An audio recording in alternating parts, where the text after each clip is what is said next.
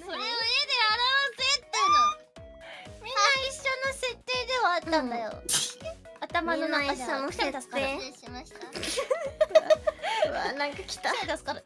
なんか来た。ご飯を作りたいんだよね、むいちゃんは。